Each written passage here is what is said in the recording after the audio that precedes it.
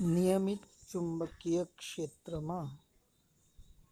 ક્ષેત્રને સમતલમાં જ રાખેલ વિદ્યુત પ્રવાહધારિત લંબચોરસ ગૂંચળા પર લાગતા ટોર્કનું સમીકરણ મેળવો. મિત્રો, આકૃતિમાં જોઈ શકાય કે એ બી સી ડી લંબચોરસ ગૂંચળું ચુંબકીય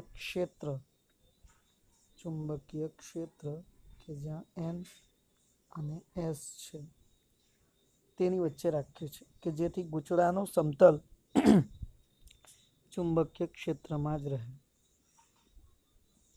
હવે આ ચુંબકીય ક્ષેત્રનું આપણે અવલોકન કરીએ તો આપણને દેખાય છે કે અહીંયા બે બળો લાગશે.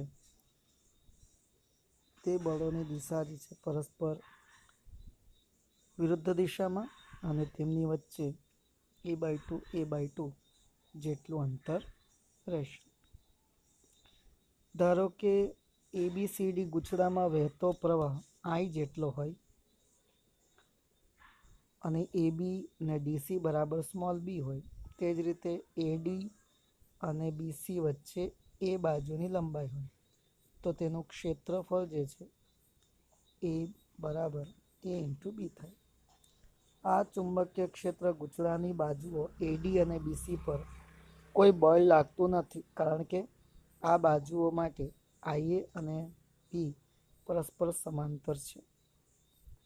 જો F = I સદિશ A ક્રોસ સદિશ B હોય, IAB sin થીટા, થીટા કેટલો અહીંયા 0 ડિગ્રી, તો અહીંયા sin 0 = 0, સમીકરણ નંબર 1 મળશે. હવે આપણે વાત કરીએ છીએ ગૂંચળાની બાજુ AB અને CD ને ચુંબકીય ક્ષેત્રને લંબ રૂપે હોય તો AB બાજુ પર લાગતું બળ F1 બરાબર IB ક્રોસ સદિશ B. તો IB સાઇન વચ્ચે એ તો લંબ છે, લંબ હોય તો લંબ માટે 90 ડિગ્રી થાય, તો IB × કેપિટલ B થશે. સમીકરણ નંબર 2 થયું. ગૂંચળાની CD બાજુ પર લાગતું બળ F2 બરાબર IB cross B, IB capital B sin π/2, તો F2 બરાબર IB × કેપિટલ D બરાબર F1 થાય. આ બળ ગૂંચળામાં સમતલને લંબ બહાર તરફ હોય છે. F1 અને F2 સમાન મૂલ્યના પરસ્પર વિરુદ્ધ દિશામાં તથા એક રેખસ્થ ન હોવાથી પરિણામી બળ શૂન્ય થશે, પરંતુ આ બળો બળયુગ્મ રચશે. આ બળયુગ્મ ટોર્ક ઉત્પન્ન કરે છે. આ ટોર્ક ગૂંચળાને વિષમગતિ દિશામાં ઘુમાવવાનો પ્રયત્ન કરે છે. તો ત્યાં બે ટોર્ક લાગે છે, તો કુલ ટોર્ક τ1 + τ2 બરાબર F1 × લંબાઈ એટલે a/2, F2 × a/2. તો F1 અને F2 બંનેમાં IB કેપિટલ B, તો I × AB, તો τ = IAB, સમીકરણ નંબર 3 જેટલું ટોર્ક લાગશે. આમ અહીં આપણે જોઈ શકીએ કે ચુંબકીય ક્ષેત્રના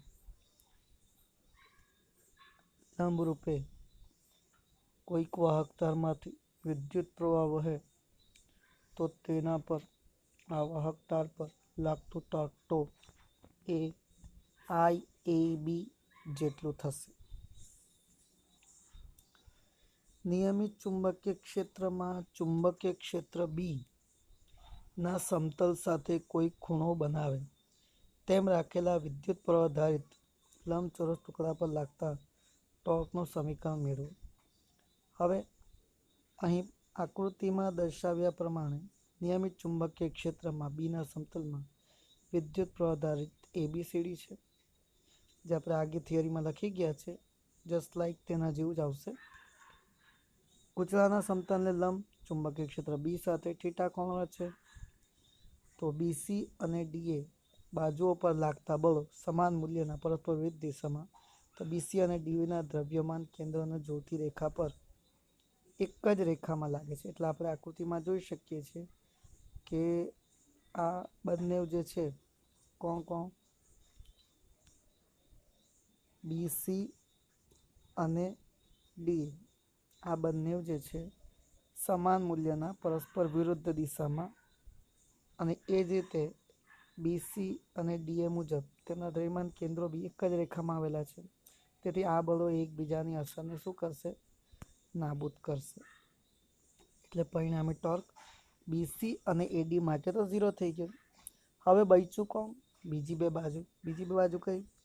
AB અને CD. તો હવે આ બે બાજુની વાત કરીએ તો AB અને CD બાજુઓ પર F1 અને F2 બળ લાગે છે. તેઓ પાછા એક રેખસ્થ નથી. બંને કેવા છે? એક આ તરફ લાગે છે અને બીજો આ તરફ લાગે છે. અગર એકને F1 કહું તો બીજો આ બાજુ F2 છે. વળી અહીંયા એમનું કેન્દ્ર છે તો આનું કેન્દ્રથી અંતર તે a/2 જેટલું છે અને આનું બી કેન્દ્રથી અંતર a/2 જેટલું છે. તો ટોર્ક આપણે ભણી આવેલા, torque toe is equals two બળ ગુણ્યા લંબ અંતર. તો F2 ઇન્ટુ a/2 ને F1 ઇન્ટુ a/2 એટલે ટોર્ક ટો1 ને અહીંયા ટોર્ક ટો2. તો આપણે લખીએ છીએ ટો1 વત્તા ટો2 બરાબર ટો.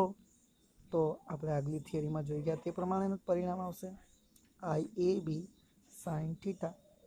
તો આપણે સદિશ સ્વરૂપે લખીએ તો I સદિશ A ક્રોસ સદિશ B AB સાઇન થીટા લખી શકાય. હવે જેમ થીટા શૂન્ય તેમ બળો વચ્ચેનું લંબ અંતર ઘટીને બંને બળો એક રેખસ્થ થાય છે. પરિણામે બળ બંને ટોર્ક વચ્ચેનું શૂન્ય થાય છે. પરંતુ વિદ્યુત પ્રવાહ આધારિત ગુજરાની ચુંબકીય ડાયપોલ મોમેન્ટ આ નવી રાશિ આપણા માટે આવે છે. જેમ વિદ્યુત ડાયપોલ મોમેન્ટ આવે P બરાબર Q ઇન્ટુ 2A એટલે કે વિદ્યુત ભાર ગુણ્યા અંતર, તેવી રીતે અહીંયા આવે છે. તે જ રીતે ચુંબકીય ડાયપોલ મોમેન્ટ M બરાબર I ઇન્ટુ સદિશ A. જમણા હાથના સ્ક્રૂના નિયમ પરથી ગુજરાના સમતલને લંબરૂપે તેમ ગોઠવી સ્ક્રૂને વિદ્યુત પ્રવાહની દિશામાં ભ્રમણ આપતા સ્ક્રૂ જે દિશામાં આગળ વધે તે ગૂંચળાના ડાયપોલ મોમેન્ટ Mની દિશા ગણાય છે. આમ M અને B વચ્ચેનો જો સંબંધ કહીએ તો torque toe is equals two, કેમ કે IAની જગ્યાએ આપણે M લખવા જઈ રહ્યા છીએ તો ટો ઇઝ ઇક્વલ્સ ટુ સદિશ M ક્રોસ સદિશ B. જો ગૂંચળામાં N આંટા હોય, જો ગૂંચળાની અંદર N આંટા હોય તો N આંટા ઉમેરીએ તો tau is equals two NIA સદિશ ક્રોસ સદિશ B. તો NIAB થાય કે જ્યાં M એટલે NIA. આમ torque toe is equals two NIAB બનશે. અન્ય થિયરી લઈએ છીએ આપણે. હવે ગૂંચળાના ચુંબકીય ડાયપોલ મોમેન્ટ એટલે શું, જેની આપણે આગળ વાત કરી તેનો SI એકમ અને પારિમાણિક સૂત્ર લખો. સ્થિર સંતુલન અને અસ્થિર સંતુલન સમજાવો. ગૂંચળામાં વહેતા પ્રવાહ અને તેના ક્ષેત્રફળ સદિશના ગુણાકારને ગૂંચળાનું ચુંબકીય ડાયપોલ મોમેન્ટ કહે છે. ગૂંચળામાં પ્રવાહ I વહેતો હોય અને તેનું ક્ષેત્રફળ A હોય તો તેના ચુંબકીય ડાયપોલ મોમેન્ટ M બરાબર I ઇન્ટુ A થાય. જો એને N આંટા હોય તો M બરાબર NIA થાય. અને ટોર્ક માટે હવે Nનો તો કોઈ એકમ નથી, પ્રવાહનો એકમ એમ્પિયર થાય અને ક્ષેત્રફળનો એકમ મીટર સ્ક્વેર. તો એમ્પિયર ઇન્ટુ મીટર સ્ક્વેર ચુંબકીય ડાયપોલ મોમેન્ટનો એકમ થશે. પારિમાણિક સૂત્ર કહીએ તો M છે મીટર એટલે L2 થશે અને એમ્પિયર છે એટલે A1. M0 L2 T0 અને A1 થશે. ટો ઇઝ ઇક્વલ્સ ટુ સદિશ M ક્રોસ સદિશ B તો tau is equals to MB sine theta થશે. હવે અહીં M અને B જો સમાંતર હોય કે પ્રતિ સમાંતર હોય તો ટોર્ક શૂન્ય જ થાય, જે ગૂંચળાની સંતુલનની સ્થિતિ દર્શાવે. થીટા 0 હોય ત્યારે સ્થિર સંતુલનમાં છે એમ કહેવાય ને. થીટા 180 હોય ત્યારે મહત્તમ અસ્થિર સંતુલનમાં છે, કારણ કે સંતુલનમાં તેના પર લાગતા ટોર્કનું મૂલ્યને લીધે મૂળ સ્થિતિમાં લાવે છે. હવે જે આપણી સામે નવી થિયરી છે તે છે ચુંબકીય ડાયપોલ તરીકે વિદ્યુત પ્રવાહ આધારિત વર્તુળાકાર ગુચરાની અક્ષ પરના બિંદુએ ચુંબકીય ક્ષેત્રનું સમીકરણ મેળવો. ચાલો આપણે હવે કોની વાત કરીએ તો એક વર્તુળાકાર ગુચરું છે. એ વર્તુળાકાર ગુચરાના અક્ષ પરના કોઈ બિંદુએ ચુંબકીય ક્ષેત્ર આવેલું છે. તો આ ચુંબકીય ક્ષેત્રના સૂત્રને આપણે મેળવવાના છે. આપણે આગલી થિયરીમાં જોઈ ગયા છે કે અહીંયા તેના બે ઘટકો બનશે. એક ઘટક એને સમાંતર ઘટક કહેવાય, તે કોસ થીટાના સ્વરૂપમાં આવે, ને એક લંબ ઘટક આવે જે એને સાઇન થીટા ઘટક થાય છે. તો અહીં બી બરાબર μ0 IR² 2x² + r² 3/2. આ ચુંબકીય ક્ષેત્રની દિશા જમણા હાથના અંગૂઠાના નિયમ મુજબ અક્ષ પર રહે છે. જો x is very greater than r હોય તો b is equals to μ0 IR² upon r તો અવગણી કાઢેલું છે તો 2x³ થશે. સમીકરણ 2 ની ડાબી બાજુના અંશ અને છેદને પાઈ વડે ગુણીએ તો μ0 I × πr² અપોન 2πx³ થાય. ક્ષેત્રફળને આપણે πr² વડે દર્શાવીએ તો b equal to μ0 IA upon 2πx³ થાય. અહીં IA એટલે ચુંબકીય ડાયપોલ મોમેન્ટ મૂકીએ તો μ0 m અપોન 2πx³ થાય. હવે 2μ0 m અપોન 4πx³ એટલે બે વડે ઉપર નીચે મલ્ટીપ્લાય કરીએ છીએ તો સદિશ સ્વરૂપે μ0 અપોન 4π થશે ઇન્ટુ 2m અપોન x³. તો અક્ષ પરના કોઈ પણ બિંદુ હોય, કોઈ વર્તુળાકાર લૂપની કોઈ અક્ષ પરના ચુંબકીય ક્ષેત્રની વાત કરીએ તો તેના માટેનું સૂત્ર b equal to μ0 upon 4π into 2m upon x³ થશે, જે ગુચરાના અક્ષ પરના બિંદુ માટે, ગુચરાના અક્ષ પર આવેલા બિંદુ માટે ચુંબકીય ડાયપોલ મોમેન્ટ દર્શાવે છે. ચલો હવે એ જ રીતે વિષુવરેખા માટે બી જોઈ લઈશું. ચુંબકીય ડાયપોલ તરીકે વિદ્યુત પ્રવાહ આધારિત વર્તુળાકાર અક્ષ પરના બિંદુએ ચુંબકીય ક્ષેત્રનું સમીકરણ લખી વિદ્યુત ડાયપોલની વિદ્યુત ક્ષેત્ર સાથે સરખામણી કરો. ચાલો પહેલે તો સરખામણી કરી નાખીએ. તો આપણું જે પેલું સૂત્ર મેળવી આવ્યા આગલી થિયરીમાં તે લખીએ તો ગુચરાની અક્ષ પર ચુંબકીય ક્ષેત્ર b બરાબર μ0 અપોન 4π 2m અપોન x³ થશે. આ સમીકરણ વિદ્યુત ડાયપોલની અક્ષ પરનો વિદ્યુત ક્ષેત્રનું સૂત્ર બનાવીએ તો સદિશ E બરાબર 2πe અપોન 4π ε0 x³ હતું. તે તેના જેવું નથી દેખાતું, આપણને તેના જેવું દેખાય છે. સમીકરણ 1 અને 2 ને દર્શાવીએ તો μ0 ઇક્વલ ટુ 1 અપોન ε0 જેટલો થાય, જે ચુંબકીય ડાયપોલ મોમેન્ટ એમ માટે વિદ્યુત ડાયપોલ મોમેન્ટને દર્શાવે છે ને ચુંબકીય ક્ષેત્ર b એ વિદ્યુત ક્ષેત્રને સમકક્ષ છે. આમ સરખામણી આપણે કરી શકીએ છીએ. હવે નેક્સ્ટ બીજો ક્વેશ્ચન છે આપણી પાસે. વિદ્યુત ડાયપોલના લંબ દ્વિભાજક પર વિદ્યુત ક્ષેત્ર અને વિદ્યુત પ્રવાહ આધારિત ગુચરાના કેન્દ્રથી તેની અક્ષ પરના x અંતર આવેલા ચુંબકીય ક્ષેત્રનું સૂત્ર લખો. સ્થિત વિદ્યુત ડાયપોલના કેન્દ્રથી તેના લંબ દ્વિભાજક પરના x અંતરે વાત કરીએ તો સદિશ E બરાબર સદિશ PE અપોન 4π ε0 ઇન્ટુ x³ થાય.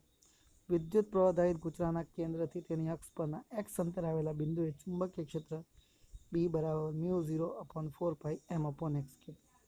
આ પરથી મિત્રો તમને ખ્યાલ આવી ગયો હશે કે જો એની અક્ષ પર હોય તો તેના અક્ષ પર 2m અપોન x³ આવે અને એના અક્ષથી x અંતરે કોઈ વિદ્યુત ચુંબકીય ક્ષેત્રની વાત કરશું તો 2 ઓછું આવશે, એટલે કે μ0 અપોન 4π m અપોન x³ થશે.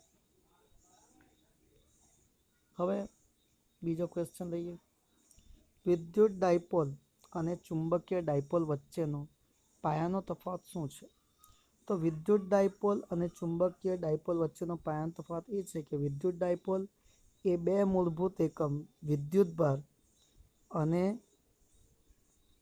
વિદ્યુતભારોનો બનેલો છે. જ્યારે ચુંબકત્વની વાત કરીએ તો ચુંબકત્વમાં ચુંબકીય ડાયપોલ એ સૌથી મૂળભૂત ઘટક વિદ્યુત પ્રવાહનો સૌથી મૂળભૂત ઘટક છે. વિદ્યુતભાર અને સમતુલ્ય ચુંબકીય એક ધ્રુવીય અસ્તિત્વમાં હોવાનું માલુમ પડ્યું નથી. હજુ સુધી શોધ ચાલી રહી છે. વિદ્યુત પ્રવાહ આધારિત ગૂંચળાની બે લાક્ષણિકતા જણાવો અને તે પરથી એમ્પિયરનું સૂચન દર્શાવો. વિદ્યુત પ્રવાહ આધારિત ગૂંચળાની બે લાક્ષણિકતાઓ છે. નંબર 1, ચુંબકીય ક્ષેત્ર ઉત્પન્ન કરે છે અને મોટા અંતરો માટે ચુંબકીય ડાયપોલ મોમેન્ટ તરીકે વર્તે છે. ચુંબકીય સોય માફક ટોર્ક બી અનુભવે છે. આ પરથી એમ્પિયર સૂચવે છે કે બધું જ ચુંબકત્વ ભ્રમણ કરતા વિદ્યુત પ્રવાહોને આભારી છે. બધું જ ચુંબકત્વ ભ્રમણ કરતા વિદ્યુત પ્રવાહોને આભારી છે. મોટા થોડા અંશે સાચું પણ લાગે અને હજી સુધી કોઈ પણ એક ધ્રુવ ચુંબક જોવામાં આવ્યું નથી. મતલબ કે જેનો એક જ ધ્રુવ હોય, એન જ હોય, એસ ન હોય, એન અને એસને અલગ વિચારી શકાય તેવો કોઈ પુરાવો મળ્યો નથી. આમ છતાં ઇલેક્ટ્રોન અને પ્રોટોન જેવા પ્રાથમિક કણો કે જે આંતરિક ચુંબકીય મોમેન્ટ ધરાવે છે, જે ભ્રમણ કરતા વિદ્યુત પ્રવાહ પર આધારિત નથી.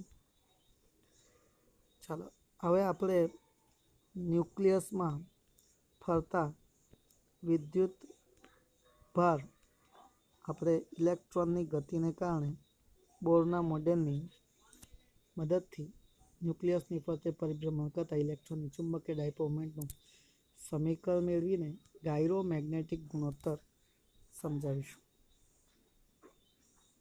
હવે આની અંદર એક ઇલેક્ટ્રોન ન્યુક્લિયસની આસપાસ પરિભ્રમણ કરે છે. વિદ્યુત ભારમાં -e ધરાવતો ઇલેક્ટ્રોન +Ze વિદ્યુત ભાર ધરાવતા સ્થિર અને ભારે ન્યુક્લિયસની નિયમિત વર્તુળાકાર ગતિ કરી રહ્યો છે.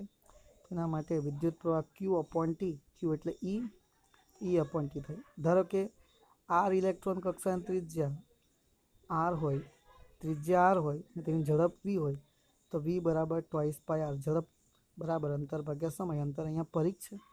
2πr/T, તો T બરાબર 2πr/v. સમીકરણ નંબર 2. તો સમીકરણ નંબર 1 અને 2ની કિંમત મૂકતા I = ev/2πr. આ પરિભ્રમણ કરતા ઇલેક્ટ્રોનથી રચાતા વિદ્યુત પ્રવાહ સાથે સંકળાયેલ ચુંબકીય મોમેન્ટ મળે, જે સામાન્ય રીતે μ × L જેટલી થાય. μL એ I જેટલી છે, એ એટલે πr². તો ev/2πr × πr², તો ev/2, તો 1/2 ev × r. આ ચુંબકીય મોમેન્ટની દિશા આકૃતિમાં પૃષ્ઠના સમતલને અંદર તરફ હોય છે. સમીકરણ 4ની બાજુમાં ઇલેક્ટ્રોનને me વડે ભાગતા me વડે ગુણીએ ને me વડે ભાગીએ તો અહીંયા કોણીય વેગમાન આવશે mvr. તો અહીંયા લખી શકાય μL બરાબર E/2me × L. અને સદિશ સ્વરૂપે લખીએ તો μL = -E/2me × L. ઋણ ચિહ્ન ઇલેક્ટ્રોનનો કોણીય વેગમાન L, ચુંબકીય મોમેન્ટ μLની વિરુદ્ધ દિશામાં હોય છે. જો E વિદ્યુત ભાર અને ચુંબકીય વિદ્યુતભાર કણો લીધો હોય તો કોણીય વેગમાન અને ચુંબકીય મોમેન્ટ એક જ દિશામાં હોય છે. સમીકરણ 5 પરથી μL અને L નો ગુણોત્તર લઈએ તો μL/L ને ગાયરોમેગ્નેટિક રેશિયો કહે, જે E/2me જેટલું થાય છે. આ ગુણોત્તરને ગાયરોમેગ્નેટિક ગુણોત્તર કહે છે, જેનું મૂલ્ય 8.8 × 1010 કુલમ્બ/kg છે, જે પ્રયોગ દ્વારા ચકાસવામાં આવેલું છે. નોંધી લઈશું મિત્રો ગાયરોમેગ્નેટિક રેશિયો.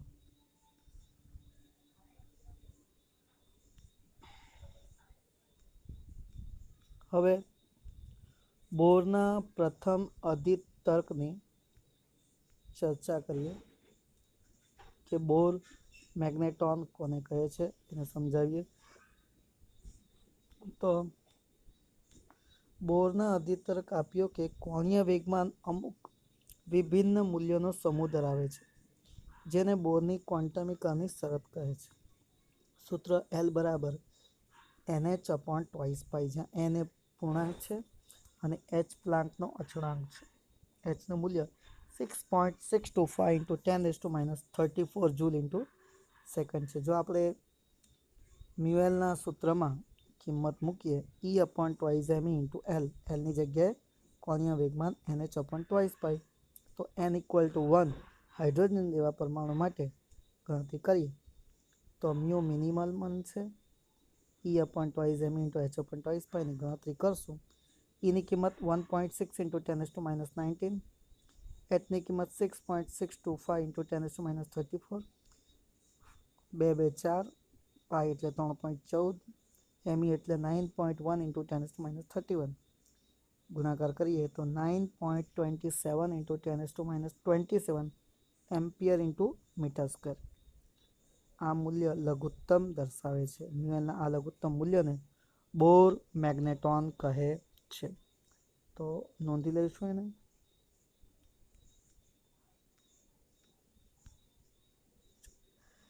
નેક્સ્ટ બીજો ક્વેશ્ચન છે, કક્ષીય ચુંબકીય ચાકમાત્રા અને સ્પિન ચુંબકીય ચાકમાત્રા સમજાવો. તો વર્તુળમય ગતિ કરતા કોઈ પણ વિદ્યુતભાર સાથે ચુંબકીય મોમેન્ટ સંકળાયેલી હોય છે, જેને કક્ષીય ચુંબકીય ચાકમાત્રા મોમેન્ટ કહે છે. તો મ્યુએલ =E/2me × L. ઇલેક્ટ્રોનને આંતરિક ચુંબકીય મોમેન્ટ પણ હોય છે, જેનું મૂલ્ય મેળવેલ છે આપણે આગલા પ્રશ્નમાં 9.27 × 10⁻24 એમ્પિયર × મીટર સ્ક્વેર, જેને સ્પિન ચુંબકીય ચાકમાત્રા કહે છે. ઇલેક્ટ્રોન એ પ્રાથમિક કણ છે.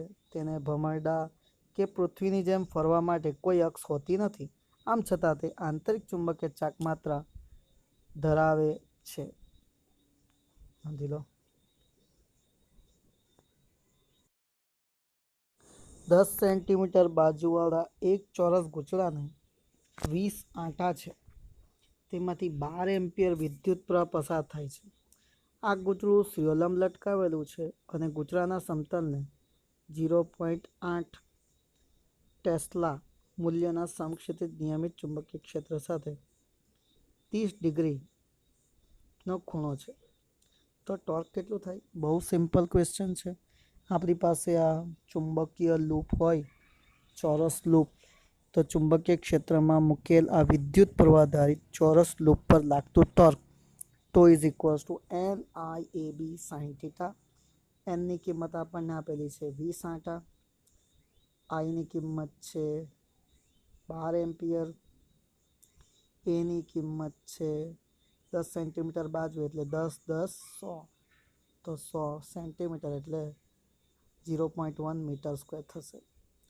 ચુંબકીય ક્ષેત્ર 0.8 ટેસ્લા, તે બી કિંમત મૂકી દઈએ. બધી કિંમતો સમીકરણમાં મૂકતા sin 30 તો 1/2 તો 240 × 0.01 × 0.8 ભાગ્યા 1/2 0.96 ન્યૂટન × મીટર જેટલું થશે. ઉદાહરણ 4.10. મિત્રો, આ પ્રશ્નની અંદર કોઈ સ્થળે પૃથ્વીના ચુંબકીય ક્ષેત્રનો સમક્ષિતિજ ઘટક આપેલો છે. પૃથ્વી જે છે તે બી એક ચુંબકીય ક્ષેત્ર ધરાવે છે અને એનું મૂલ્ય આપેલ છે 3 × 10⁻5 ટેસ્લા. આ ક્ષેત્રની દિશા ભૌમિતિક દક્ષિણથી ભૌમિતિક ઉત્તર તરફની છે. ભૌમિતિક દક્ષિણથી ભૌમિતિક ઉત્તર તરફની છે. એક લાંબો સીધો વાહક 1 એમ્પિયર જેટલો સ્થાયી વિદ્યુત પ્રવાહ ધરાવે છે. તેને સમક્ષિતિજ ટેબલ પર મૂકવામાં આવે અને તેમાંથી પસારતા વિદ્યુત પ્રવાહની દિશા નંબર 1 પૂર્વથી પશ્ચિમ તરફ, નંબર 2 દક્ષિણથી ઉત્તર તરફ હોય, ત્યારે એકમ લંબાઈ દીઠ તેના પર લાગતું બળ શોધો. આપણું જે સૂત્ર છે તેનો આપણે ઉપયોગ કરીશું. ચુંબકીય ક્ષેત્રનું મૂલ્ય આપેલ છે. પહેલો પ્રશ્ન કરીએ. પૃથ્વીનું ચુંબકીય ક્ષેત્ર ઉત્તરથી દક્ષિણ દિશામાં હોય, તેથી પૂર્વથી પશ્ચિમ દિશામાં પ્રવાહ વહે, તો θ = 90 ડિગ્રી થાય. તો વિદ્યુત પ્રવાહ ધારિત તાર પર લાગતું બળ કેટલું થશે? F = I × સદિશ L × સદિશ B. મૂલ્ય લઈએ તો ILB sin θ. તો એકમ લંબાઈ દીઠ બળ ખબર છે, આપણે લાસ્ટ ટાઈમ કરેલું. આપણે એમના માટે સૂત્રમાં શું ફેરફાર કરેલું? આપણે સૂત્રમાં F/L કરેલું અને બાકીનું બધું આઈ બી સાઇન થીટા અને આની જગ્યાએ આપણે સ્મોલ એફ લખી દઈએ છીએ. તો સ્મોલ એફ લખેલું છે, સ્મોલ એફ લખીએ તો આઈની કિંમત 1 એમ્પિયર અને બીની કિંમત 3 × 10⁻5 અને સાઇન કેટલો 90 ડિગ્રી. તો જવાબ શું મળશે? 3 × 10⁻5 ન્યૂટન પર મીટર. પણ એમ્પિયરની વ્યાખ્યા આપવા માટે મૂલ્ય 2 × 10⁻7 ન્યૂટન પર મીટર લીધેલ છે. તેથી અહીં મળેલ મૂલ્ય 2 × 10⁻7 ન્યૂટન પર મીટર કરતાં વધારે છે. તેથી અહીં એમ્પિયરની વ્યાખ્યાને પ્રમાણભૂત કરવા માટે પૃથ્વીના ચુંબકીય ક્ષેત્ર અને બીજા ક્ષેત્રોની અસર નાબૂદ કરવી જોઈએ. ચાલો હવે બીજો લઈ લઈએ. જો પ્રવાહ દક્ષિણથી ઉત્તર દિશા તરફ વહેતો હોય તો થીટા કેટલો થઈ જવાનો? 0 ડિગ્રી, કેમ કે તે જ ડાયરેક્શનમાં તો ચુંબકીય ક્ષેત્ર બી છે. તો એકમ લંબાઈ દીઠ ચુંબકીય ક્ષેત્ર પર લાગતું બળ, એકમ લંબાઈ દીઠ લાગતું બળ કેટલું થશે? 0. વાહકની એકમ લંબાઈ દીઠ કોઈ બળ લાગતું નથી. બીજો ક્વેશ્ચન લઈશું 4.11. આપણી પાસે આટાની સંખ્યા છે 100 અને 10 સેન્ટીમીટર ત્રિજ્યાનું એક વર્તુળાકાર ગૂંચળું 3.2 એમ્પિયર વિદ્યુત પ્રવાહ ધરાવે છે. તો પહેલું, આ ગૂંચળાના કેન્દ્રમાં કેટલું ચુંબકીય ક્ષેત્ર હશે? તો પહેલા સવાલનો જવાબ આપીએ તો આ ગૂંચળા સાથે સંકળાયેલ ચુંબકીય ક્ષેત્ર, એના કેન્દ્ર પર ચુંબકીય ક્ષેત્ર આપેલ કિંમતો જે છે n બરાબર 100, r બરાબર 10 સેન્ટીમીટર એટલે 0.1 મીટર, પ્રવાહ 3.2 એમ્પિયર, જડત્વની ચાક માત્રા 0.1 kg × મીટર સ્ક્વેર અને ચુંબકીય ક્ષેત્ર 2 ટેસ્લા. આટલું આપણને આપેલું જ છે. આ બધી કિંમતો સૂત્રમાં મૂકીએ. B બરાબર μ0ni/2r. μ0ની કિંમત 4 × 10⁻7, nની કિંમત 100, I આપેલું છે 3.2 અને r જે છે 0.1. આ બધી કિંમતો મૂકીએ તો B બરાબર 2 × 10⁻3 ટેસ્લા આપણને મળશે. ચાલો બીજો ક્વેશ્ચન લઈએ. ગૂંચળાની ચુંબકીય મોમેન્ટ કેટલી હશે? ગૂંચળાનું સુયોલંબ સમતલ એવી રીતે રાખેલું છે કે જેથી તેના વ્યાસ અને એક રેખસ્થ હોય એવી સમક્ષિતિજ અક્ષ પર મુક્ત રીતે ભ્રમણ કરી શકે છે. 2 ટેસ્લા જેટલું નિયમિત ચુંબકીય સમક્ષિતિજ ચુંબકીય ક્ષેત્ર એવી રીતે વર્તે છે કે જેથી શરૂઆતમાં ગૂંચળાની અક્ષ આ અક્ષ ક્ષેત્રની દિશામાં હોય. ચુંબકીય ક્ષેત્રની અસર હેઠળ આ ગૂંચળું 90 ડિગ્રી કોણ ભ્રમણ કરે છે. ચાલો બી માટે વાત કરીએ છીએ ચુંબકીય ડાયપોલ મોમેન્ટ. તો m = NIA. તો કિંમત મૂકીએ. nની કિંમત 100, આઈની કિંમત 3.2, પાઈ × 0.1 સ્ક્વેર, તો 10 એમ્પિયર × મીટર સ્ક્વેર. જમણા હાથના અંગૂઠાના નિયમ પરથી ચુંબકીય ચાક માત્રાની દિશા મેળવી શકાય છે. ત્રીજો ક્વેશ્ચન, ગૂંચળાની પ્રારંભિક અને અંતિમ સ્થિતિઓમાં તેના પર લાગતા ટોર્કનું મૂલ્ય કેટલું હશે? હવે ટોર્કનું સૂત્ર આપણે આગલા થિયરીમાં શીખી આવેલા છે. તો પહેલી પરિસ્થિતિ માટે અને બીજી પરિસ્થિતિ, પહેલી પરિસ્થિતિ θ = 0 છે, તો = mb sin θ, sin 0 = 0. બીજી સ્થિતિ અંતિમ સ્થિતિ એટલે π/2 ની સ્થિતિ, તો sin π/2 એટલે 1 થાય, તો 20 ન્યૂટન × મીટર જેટલો ટોર્ક થશે. તો પરિણામી ટોર્ક τF - τI એટલે 20 જૂલ જેટલું થશે. નેક્સ્ટ છેલ્લો ક્વેશ્ચન છે, જ્યારે ગૂંચળું 90 ડિગ્રી કોણ પાસે પહોંચે ત્યારે તેણે કેટલી કોણીય ઝડપ પ્રાપ્ત કરી હશે? ગૂંચળાની જડત્વની ચાક માત્રા 0.1 kg × મીટર સ્ક્વેરનો ઉપયોગ કરશું. ચાલો પહેલે તો આપણે ટોર્કનું સૂત્ર લઈએ. 2 = I alpha. Alpha = dω/dt. Then dω/dt ના બે પાર્શિયલ ડિફરન્શિએશન કરીએ એટલે કે dθ વડે મલ્ટીપ્લાય ને dθ/di. તો dω/dθ × dθ/dt. dθ/dt એને તો કોણીય વેગ ઓમેગા કહીશું અને dω/dθ तो d omega by d theta into omega करिए तो I omega into d omega d theta समीकरण 2 परथी एम बी साइन थीटा तो અહીં આપણને ડી ઓમેગા બાય ડીટીની જગ્યાએ omega into d omega by d theta M B sine theta I into omega d थीटाने पहली तरफ मल्टीप्लाई कर दिए। हवे जो આપણે આનું સંકલન લઈએ સંકલન આપણે આગળ વાત કરી ગયા તે પ્રમાણે સંકલનના સૂત્રની આપણે વાત કરેલ છે કે x dx હોય તો આપણે લખીએ છીએ x²/2 અહીંયા એની જગ્યાએ છે ઓમેગા ઇન્ટુ ડી ઓમેગા તો શું થશે ओमेगा²/2 तो अहींया थी जैसे ओमेगा²/2 અને લિમિટ કેટલી છે 0 થી f। તે જ રીતે સાइन थीटाનું બી વિકલન કરશું તો તમને ખબર હશે સાइन थीटाનું માઇનસ cos थीटा થાય તો साइन थीटाનું માઇનસ cos थीटा માઇનસને બહાર કાઢી લઈએ તો m * b અપર લિમિટ ને લોઅર લિમિટ તો અહીંયા i * 0 થી ઓમેગાનો ફંક્શન છે ફંક્શન f ની જગ્યાએ ઓમેગા લખશું અને એ જ રીતે થીટા 0 થી કરીને π/2 સુધી છે તો cos π/2 માઇનસ cos 0 તમને ખબર છે cos π/2 તો 0 થઈ જશે અને આ cos 0 ઇઝ 1 તો -1 minus minus plus plus M બી થશે આ તરફ 1/2 i ઓમેગા² ઓમેગા² બરાબર 2mb/i તો ઓમેગા બરાબર શું મળવાનું √2mb/i 2 √2 × 10 × 2 upon 0.1 2 2 4 ને ગુણ્યા 100